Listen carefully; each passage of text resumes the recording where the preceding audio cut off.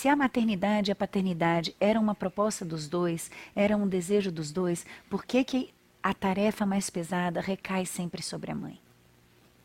E aí a dor dessa mãe começa a acontecer no seguinte espaço. Acontecem 1 milhão de coisas. Eu vou trazer para vocês alguns exemplos aqui. Quando a gente começa a perceber que você foi, às vezes, tirado, eu tenho algumas mães que trazem isso para mim, gente, eu me senti ressentida, porque eu ficava pensando, cara, a vida está acontecendo lá do lado de fora e eu tô aqui presa, dentro de casa. E sabe o que é pior? Eu tô sozinha presa dentro de casa, porque o meu marido continua indo para o trabalho, ele volta, ele pega o controle e vai assistir o futebol dele na televisão, e eu tô aqui pirando de manhã, de tarde, de noite, cheirando a leite. Então, olha o que começa a acontecer. E eu quero convidar vocês a estarem bem atentas a isso. Porque o que começa a acontecer é assim, ó. Esse ressentimento, gente, começa a dar na ponta do nosso dedinho mindinho. Acontece uma vez e você sente aquilo, aquela fisgada, mas você fala, não, eu vou relevar, eu vou deixar, é só um momento. Daqui a pouco aquele negócio vai te tomando, daqui a pouco tá no seu joelho esse ressentimento e vai subindo e vai subindo. Quando você vê já tá aqui, quando você vê já tomou conta de você e aquilo que era um detalhezinho, um ressentimento que estava ali e que você não estava dando, daqui a pouco você tá saindo pelas narinas, você tá assim, ó, Tia, você tá exagerando, eu não odeio ele, mas eu tenho raiva dele de vez em quando. Tudo bem.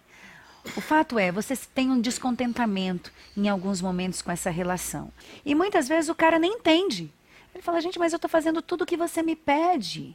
Eu estou fazendo tudo que... Eu sou um pai super participativo. Você precisa... Compara com os outros para você ver. Eu estou aqui com você. E muitas vezes a mãe fala, ok, mas eu não estou casada com fulano, nem Beltrano, nem Ciclano. Eu estou casada com você e eu estou chateada com você. Né? Porque o que acontece? A gente entra aqui numa série de situações que nos envolvem, que é assim. É muito difícil, às vezes, fazer alguns reconhecimentos de algumas coisas. O primeiro deles é difícil para nós acreditar que nós, mesmo nós sendo mulheres às vezes progressistas, que estão aqui ganhando o mercado de trabalho, ganhando a vida, quando a gente se casa com alguém, que a gente compartilha sonhos, que a gente compartilha ideais, que a gente está sonhando junto e que nós escolhemos juntos ter a nossa família, é muito difícil para nós reconhecer, quando os nossos filhos nascem, que toda essa coisa vanguardista que a gente teve, todos esses ideais de, não, a gente vai fazer e vai acontecer de um jeito diferente, quando é na hora do vamos ver, a gente se vê reproduzindo os papéis de 1950. Como é difícil para nós reconhecer que a gente se casou com um homem, como nós, mulheres tão progressistas, tão atuais, tão empoderadas, nos casamos às vezes com um homem que ainda está com o pensamento da década de 1950. E o pior ainda, como é, às vezes, nos reconhecer também fazendo a mesma coisa que a gente fazia em 1950. Parece que o corpo e a emoção, na hora que a gente vai para a relação com as coisas, parece que o corpo trava. Quando a gente vê, a gente já está fazendo o que a gente aprendeu e não aquilo que a gente diz acreditar. E nessa hora o nosso ressentimento começa, porque a gente se sente, sabe o que começa a acontecer? Nós nos sentimos não vistas, mulheres. Nós entramos numa sensação de que a gente está fazendo um monte de coisa dentro de casa, você está por conta do neném, você está amamentando, você está exausta, você está fazendo tudo em casa, e seu marido chega em casa e fala assim, não, mas o que você fez o dia inteiro que a casa ainda está desarrumada? Ou, queria eu estar de licença paternidade, porque aí eu ia ficar à toa em casa passeando com um bebê. Como se você estivesse ali, né? Eu não sei nem o que pensar nessa hora.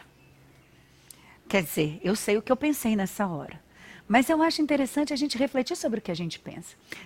Às vezes seu marido liga do trabalho e pensa assim, tá tudo bem, você está fazendo tudo certo. Aí você, gente, o que é isso? A pessoa você fica numa dúvida. Ou quando a pessoa chega e você fala, não, então dá banho no bebê. E aí ele diz assim, não, mas eu tô cansada, eu trabalhei o dia inteiro. E você estava fazendo o que em casa? As unhas, olhando para a televisão.